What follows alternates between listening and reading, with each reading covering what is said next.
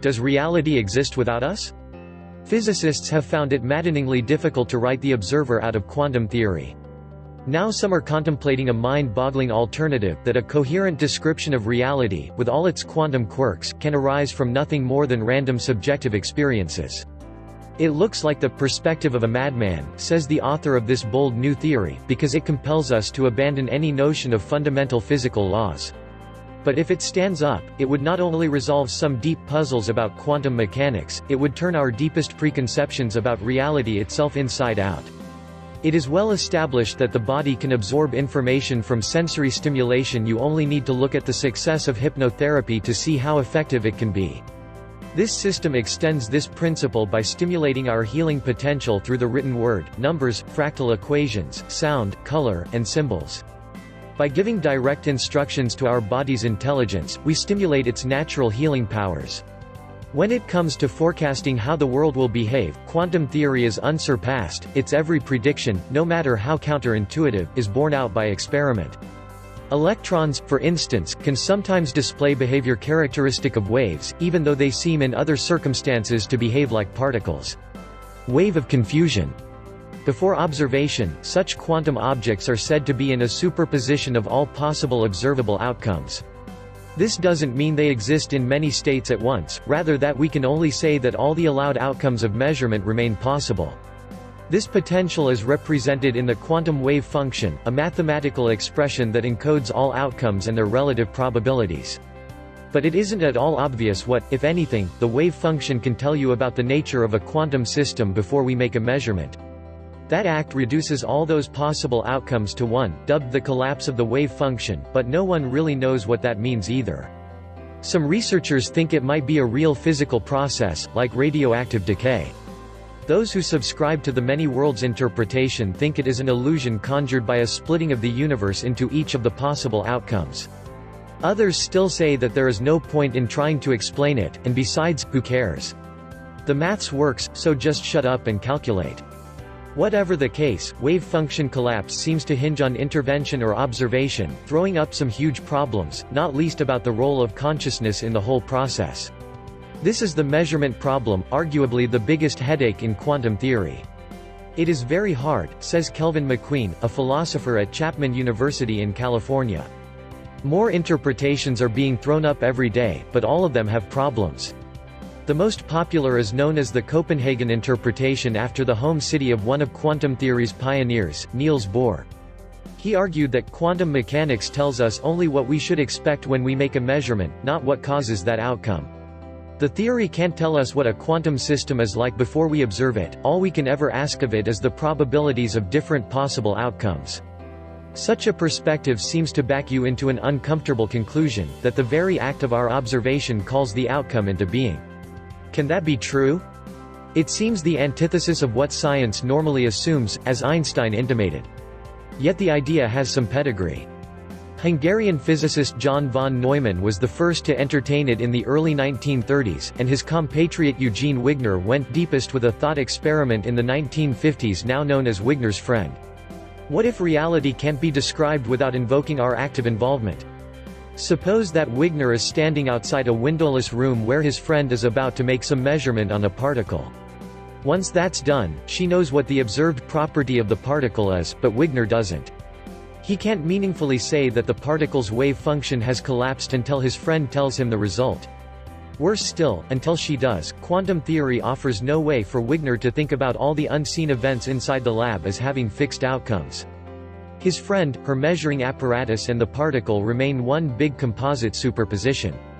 It is as if we live in a solipsistic world where collapse only occurs when knowledge of the result impinges on a conscious mind. It follows that the quantum description of objects is influenced by impressions entering my consciousness, Wigner wrote. Solipsism may be logically consistent with present quantum mechanics. John Wheeler at Princeton University put it differently: it's not solipsism but a kind of interactive collaboration that brings things into being. We live, Wheeler said, in a participatory universe, one that can't be meaningfully described without invoking our active involvement. Nothing is more astonishing about quantum mechanics, he wrote, than its allowing one to consider seriously that the universe would be nothing without observership. But Wheeler could not escape the thicket of irresolvable questions that the participatory universe raises. For one, Wigner and his friend seem locked in an infinite regress. Is Wigner himself in a superposition of states until he passes on the result to his other friends in the next building? Which observer decides when wave function collapse occurs? And what constitutes a conscious observation anyway? Despite the persistence of such questions, some theorists have recently returned to a form of Wheeler's vision, what Chris Fuchs at the University of Massachusetts in Boston has called participatory reality. That shift is partly for want of a better alternative, but primarily it is because if you take quantum mechanics seriously, some element of observer-dependent subjectivity seems impossible to avoid.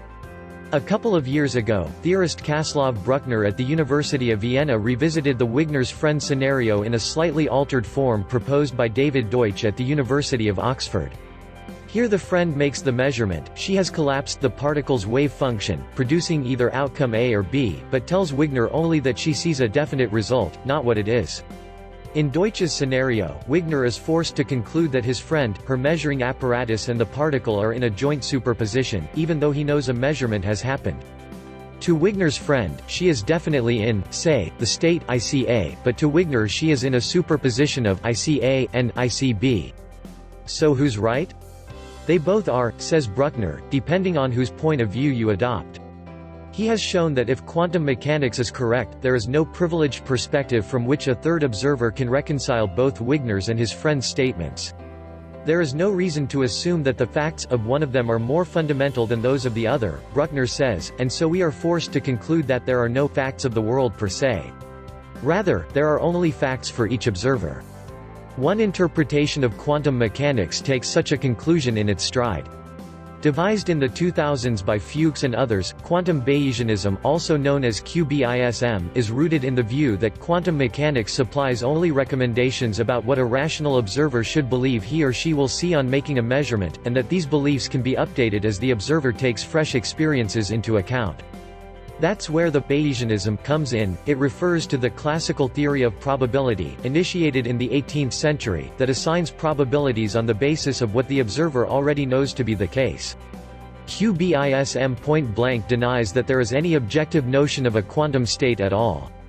This doesn't mean there can be nothing real beyond personal belief, only that quantum mechanics doesn't speak directly to that issue. The existence of Bruckner's alternative facts causes no pain in such a picture, because it has assumed them all along. Nor indeed does wave function collapse, which is then just a way of talking about how measurement updates our knowledge. But few physicists are prepared to accept such stringent limits on their efforts to describe reality, which is why QBISM remains a minority sport. So what now? Enter Markus Müller, the self-described madman, and a theorist at the University of Vienna. His answer is to take things up a notch. QBISM is not extreme enough, he says. It assumes that there is this one external world out there which is ultimately responsible for our experiences. My approach starts without assuming such a world. That means imagining that there are no fundamental laws of nature, no general relativity, no Maxwell's equations or Heisenberg's uncertainty principle, and asking what the world would then look like. The answer might surprise you. It's deeply odd. You end up with a universe built directly from our experiences. For even if you throw out physics, the logic of mathematics remains, and this is where Müller begins to construct his hypothetical world. Let's say you have some experience X, you make an observation of the world and see the outcome X. Given that, what are the chances you will then experience another outcome Y? There is a field of maths that deals precisely with such questions. It's called algorithmic information theory, and it shows how to make predictions based on inductive reasoning with a distinctly Bayesian flavor. Given that X happened, there is an equation to figure out the probability that Y will follow. Müller wanted to see where that reasoning leads in a world with nothing else to shape it. He represented each individual's experience at every instant as a string of bits of information, ones and zeros, like binary computer code. Each observer's history then consisted of a walk through the various possible bit strings, and the probability of going from one to the next would be random but conditional. It must take the history of experiences into account. The idea, says theorist Giulio Cirabella at the University of Hong Kong, is to think of our experience as a movie made of many frames and to ask the question, given the frames I have seen so far, what frame will I see next?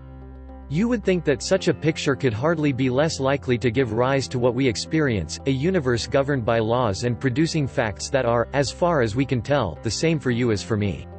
But when Muller used the methods of algorithmic information theory to figure out what sequences of bit strings are likely, he found something remarkable. As these random experiences stack up, the conditional probability of the next experience, as described by a string of bits, tends to be higher for simpler bit sequences than for complex ones. This makes it look as if there is a fairly simple algorithm generating the bit strings. So the observer deduces a simple model of reality, characterized by regular and comprehensible laws that smoothly connect one experience to the next. This seems deeply odd. How can randomness give rise to this apparently law-bound behavior? It's a little like the way we understand a gas. Although in principle all possible configurations of its molecules are allowed, the probability distribution of particle speeds we see has a simple bell-shaped curve, and the particles are distributed in space with bland uniformity. Out of that come simple laws relating to things we can easily measure: pressure, temperature and volume. Those laws aren't written into the gas particles themselves, they are an emergent property of the probabilities of different configurations. The remarkable thing is that a notion of an objective external world emerges automatically in the long run, says Muller. What's more, different observers will tend to agree on properties of that external world. That's because according to algorithmic information theory, the probabilities of bit strings for different observers will tend to converge on the same distribution, so they will agree on what the laws of the world are. Overall, the movie is likely to be simple and different observers can generally agree on some aspects of the plot, says Chirabella. The surprises don't stop there. This emergent reality should have just the qualities we see in quantum physics, where objects can show wave-like properties and behave in non-local ways, when a measurement on one particle can seem instantaneously to influence the state of another separated in space.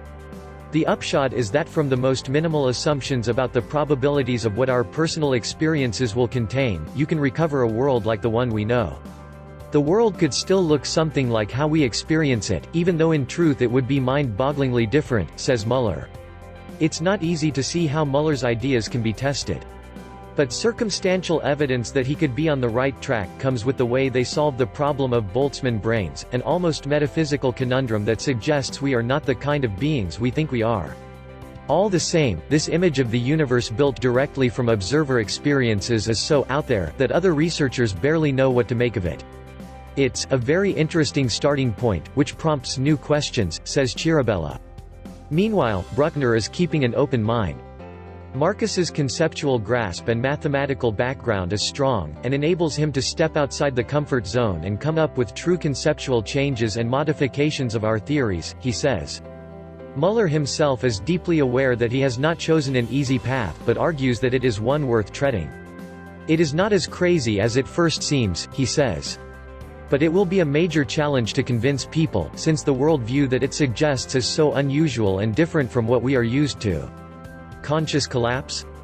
The idea that consciousness induces wave function collapse, the process by which myriad possible outcomes of a measurement become a single definite one, is not inherently absurd.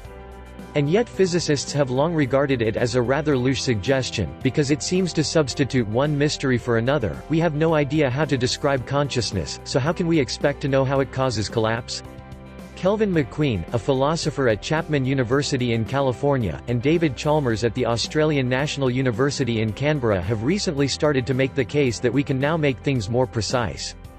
The duo take their cue from integrated information theory, which posits that consciousness arises from interconnectivity in the brain. Its inventor, neuroscientist Giulio Tononi at the University of Wisconsin-Madison, has even proposed a mathematical measure of consciousness, known as phi, based on how the components of a system share and combine information. Integrated information theory challenges the view that consciousness is all or nothing. It leaves open the possibility that non-human creatures, and maybe even simpler, for example, artificial systems, can have some level of consciousness. The idea has yet to be tested and no one has been able to formulate how phi can be calculated for the human brain. But the prospect led McQueen and Chalmers to suggest a bold way of testing whether consciousness indeed causes wave function collapse. In principle, McQueen says, you could do an ordinary quantum experiment with a twist. The particles would be themselves imbued with some kind of computing capacity, while still being small enough to show observable quantum behavior. If such particles had a large enough phi, they might then automatically induce collapse and could not show the quantum effects, such as wave-like interference, that same-sized but lower phi particles would display. McQueen is under no illusions about how hard it would be to set up such an experiment. I'm not wedded to the idea, he says, but I do want to see it falsified or verified once it becomes clear how to construct the right kind of systems for testing. Cosmic brains. In the late 19th century, Austrian physicist Ludwig Boltzmann described the world as space filled with particles in random motion, adopting all manner of different configurations. Experiments have long confirmed that our reality matches this vision, but there's a problem.